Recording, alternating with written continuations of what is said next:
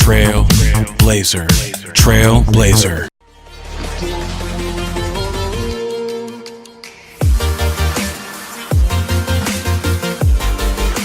안녕하세요. 재밌는 자동차 이야기 오토티브 토무룩입니다. 연초에 제네시스 GV80와 그리고 쉐보레 트레일블레이저 이 두 대가 신차로 공개가 되면서 인기를 끌고 있어요. GV80 같은 경우에는 상당히 고가죠. 풀옵션으로 채워넣었을 때 9천만 원까지 올라갈 정도로 프리미엄급 SUV고요. 그에 반해서 쉐보레 트레일블레이저는 소형 SUV로서 적당한 가격에 많은 만족감을 줄 수 있는 그런 차로, 거기다가 또 감각적인 디자인을 같이 가지고 나와서 시장에서 좋은 평가를 받고 있는 그런 SUV입니다.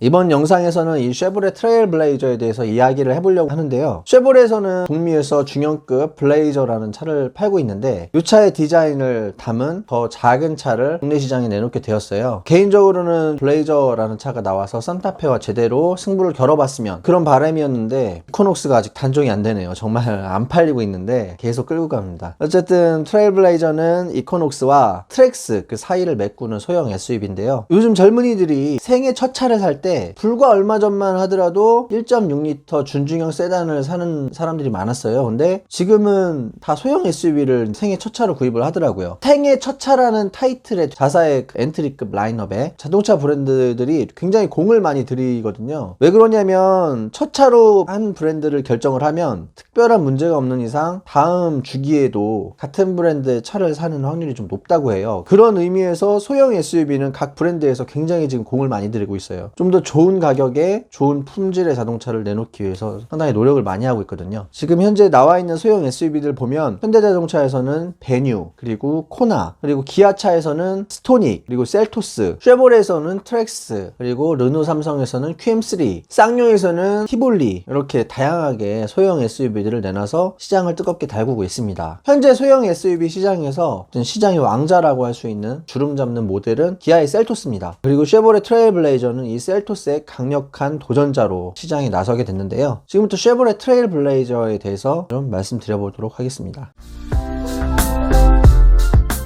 먼저 외관 디자인을 살펴보자면 이 외관 디자인은 쉘토스도 상당히 잘 나왔다고 생각을 했는데 트레일블레이저도 정말 엄청 잘 나왔네요. 보니까 전면부 같은 경우에는 블레이저와 똑같이 생겼어요. 분리형 레이아웃 프론트 라이트가 적용이 되었고요. 그리고 듀얼 포트 그릴이 적용이 되었습니다. 그리고 그릴의 상단과 하단을 나누는 크롬바로 이렇게 마감이 되었어요. 마치 카마로를 좀 SUV 버전으로 컨버전을 해놓은 듯한 느낌? 굉장히 멋있는 전면부를 자랑합니다. 최근에 등장한 차들 보면 포그램프 없는데 이 차는 포그램프도 달아놨어요. 되게 아기자기한 느낌이 듭니다. 귀엽습니다. 측면부를 보면 저는 레인지로버 이보크가 연상이 되더라고요. 루프 라인이 둥글둥글한 게 아니라 전면이 높고 후면이 살짝 낮은데 쫙 뻗은 직선형으로 짜여져 있습니다. 그래서 좀 샤프한 느낌? 멋있는 느낌 들어요. 지붕이 좀 붕 떠있는 플로팅 루프 디자인이 적용이 되었다고 하는데 솔직히 말씀드려 저는 이 차뿐만 아니라 이 같은 지붕이 떠있다는 느낌의 그런 디자인들 있잖아요. 보면은 그냥 별로 떠있다는 생각보다는 그냥 멋있다? 이런 생각이 좀 들어요. 깔끔하게 마감을 해놨고 캐릭터 라인을 쫙쫙 그어놨어요. 그래서 좀 샤프하면서도 젊은 차 그런 느낌을 보여주고 있습니다. 그리고 볼륨감도 좋아요. 단단하게 그렇게 디자인을 잘 짜놨습니다. 사실 사진만 봤을 때는 후면부가 좀 약하다고 생각을 했어요. 전면부가 감각적인 디자인을 선택을 했잖아요. 그래서 후면부도 좀 더 감각적인 디자인을 선택했으면 어땠을까라는 느낌이 들었는데 실제로 보니까 굉장히 멋있습니다. 캐릭터 라인이 볼륨감 있게 굴곡을 이렇게 만들어 놨어요. 주름을 그렇게 잡아놓고, 그리고 또 전면에 비해서 테일럼프가 좀 커 보인다는 느낌이 들었는데 램프에 들어온 점등 자체가 X가드 디테일을 잡아놔가지고 전면부랑 굉장히 잘 어울리더라고요. 그리고 이 X자는 루프 스포일러 쪽에도 비슷한 디자인이 적용돼서 그냥 일체감 같은 거에서도 부족함 없이 잘 디자인을 해놨습니다. 보통 쉐보레 차가 전면부와 후면부에 통일성을 좀 잘 못 맞춰가지고 점수를 깎아먹는 경우가 있었는데 이번 쉐보레 트레일블레이저는 전면부부터 후면부까지 디자인이 깔끔하게 잘 돼 있어요. 그리고 소형 SUV인데 생각보다 그렇게 차체가 작아 보이지 않습니다. 잠깐 차체 사이즈를 말씀드려보자면은 전장이 4410mm고요. 전폭이 1810mm입니다. 그리고 전고가 1660mm예요.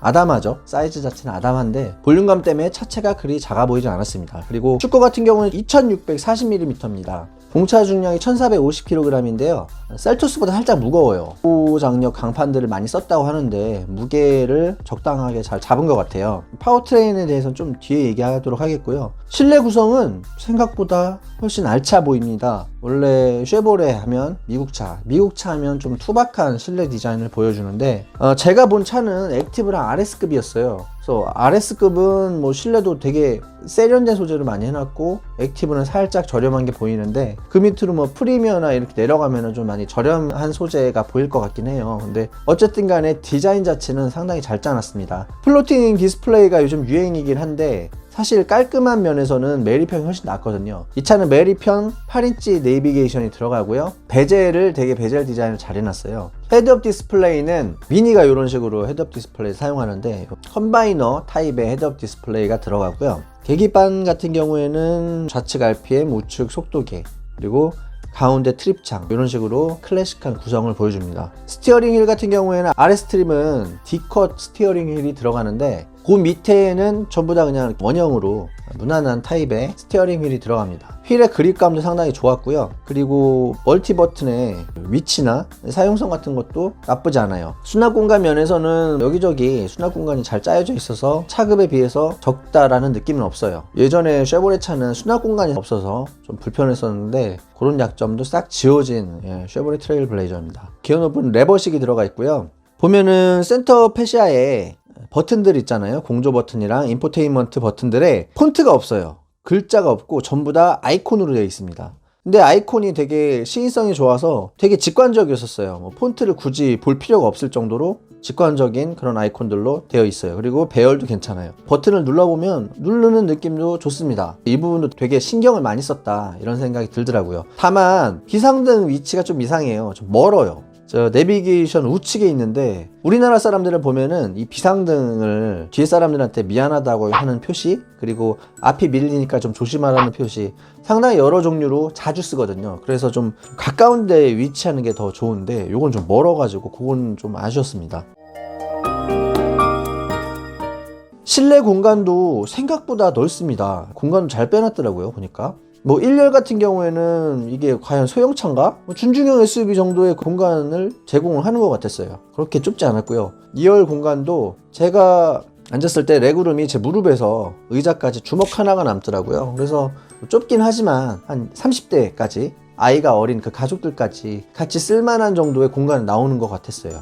생각보다 실내 공간을 잘 뽑았다, 그렇게 생각하시면 되겠습니다. 트렁크 공간은 사실 뭐 그렇게 넓지는 않아요. 470리터라고 하는데 차체 크기가 있다 보니까 그렇게 넓진 않아요. 대신에 2열이 폴딩이 돼서 공간이 확 늘어난다는 장점은 있습니다. 애인과 친구와 둘이서 어디 놀러 갈 때 이걸 접고선 뒤에 캠핑용품 같은 거 이렇게 넣으면은 2인 캠핑까지는 수행을 할 수 있을 것 같아요. 다만 저처럼 아이가 셋 캠핑 안 돼요. 그건 안 될 것 같아요. 이 차에는 엔진이 두 가지가 들어갑니다. 1.1L 가솔린 터보 엔진이랑 1.35L 가솔린 터보 엔진이 들어가는데요. 여기에 이제 CVT 미션이 매칭이 되고요. 1.1L 엔진 같은 경우에는 최고 출력이 139마력이에요. 토크는 22.4kgm고요. 이 정도 크기의 차를 견인할 때 부족함 없는 수치다, 이렇게 생각을 하시면 될 것 같아요. 연비가 12.6L인데 희한하게도 타이어가 17인치를 넣으면은 연비가 더 좋아져요. 보통 타이어가 작을 때 연비가 좋다는 게 일반 상식인데 이 차는 제가 지금 가지고 있는 자료에 의하면 17인치 타이어를 집어넣었을 때 13km/L입니다.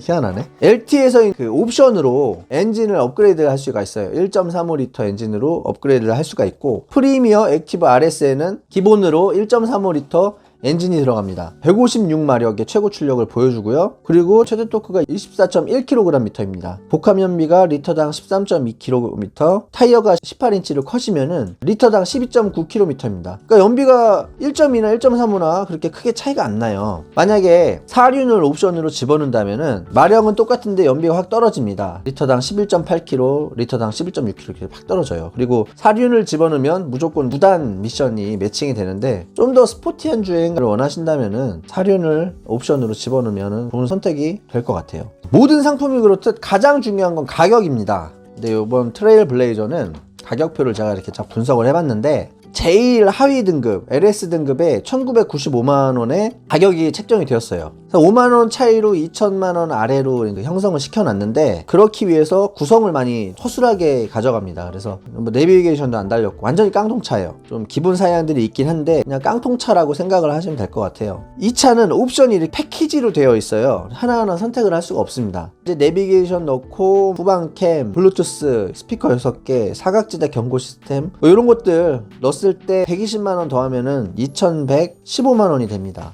LT가 2225만원, 그리고 프리미어가 2490만원, 액티브가 2570만원, 그리고 RS가 2620만원 이렇게 형성이 되어 있습니다. 이 가격만 보면은 셀토스랑 가격이 좀 비슷비슷해요. 셀토스에 굉장히 맞춰가 신경을 써서 가격표를 맞췄다 이렇게 생각이 들고요. 대신에 아까 말씀드렸던 것처럼 옵션들이 전부 다 패키지로 되어 있어요. 그러다 보니까 옵션질이 좀 심합니다. 내가 원하는 옵션을 선택을 하려면 패키지를 사야 되는 그런 좀 단점이 있어요. 지금 보면은 액티브와 RS는 드레스업 위주로 트림을 나눠놨고요. 가장 실속 있는 트림, 그러니까 사람들이 많이 살 것 같은 트림은 중간에 프리미어입니다. 2490만원짜리 트림인데요. 여기에 만약에 풀옵션을 넣는다, 사륜도 넣고 9단 미션, 요게 한 패키지거든요. 그거 넣고 썬루프 넣고 그리고 패키지 옵션 2개 다 넣는다 그러면 3천만원까지 가격이 낍니다. 사륜 빼고 그 썬루프 빼고 이 옵션들 2개 넣으면은 한 2,700만원,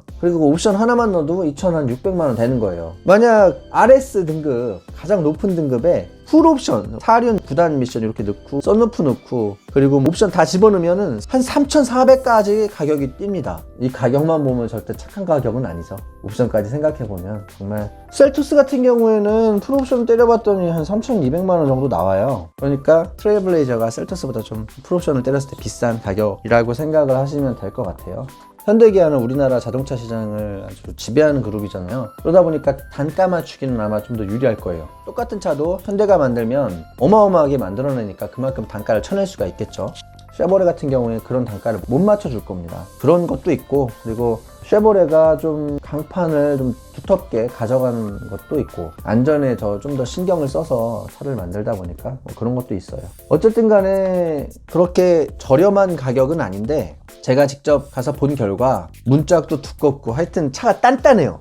단단한 느낌이 들어서, 그리고 실내도 생각보다 더 넓었고 뭐 괜찮은 도전자인 것 같아요. 가격을 이렇게 어느 정도 의식을 해서 만들어 놨기 때문에 크루즈처럼 그렇게 막 폭망할 느낌은 안 들어요. 그리고 차 멋있다, 차 진짜 멋있다 라는 얘기가 여기저기서 막 들리더라고요. 일반인들한테. 성적을 좀 괜찮게 거둘 것 같아요. 지금 쉐보레 같은 경우에 크루즈가 단종되어 있잖아요. 빈자리를 제대로 잘 메워줄 수 있을 것 같습니다. 옵션질이 조금 걸리긴 하는데 그래도 감각적인 디자인, 그리고 실내 느낌, 차에서 풍겨나오는 분위기 이런 걸 보면은 좀 좋은 승부를 낼 수 있을 것 같고요. 근데 만약 저라면은 르노 삼성의 XM3까지 한번 보고 결정을 할 것 같아요. XM3도 정말 외관 하나만큼은 정말 잘 뽑은 것 같거든요. 그래서 올해는 이 쉐보레 트레일블레이저와 XM3와 그리고 셀토스 좋은 승부를 보여줄 것 같아요. 쉐보레 트레일블레이저에 대해서는 여기까지 하겠고요. 오늘 사실 시승을 한번 할 수 있으면 해보려고 했는데 와, 이게 인기가 좋아가지고 시승이 꽉 차 있더라고요. 그래서 잡지를 못했어요. 나중에 혹시 기회가 된다면 시승을 해보고 시승기를 한번 남겨보도록 하겠습니다. 시청해주셔서 감사하고요. 구독과 좋아요 좀 많이 부탁드릴게요. 감사합니다.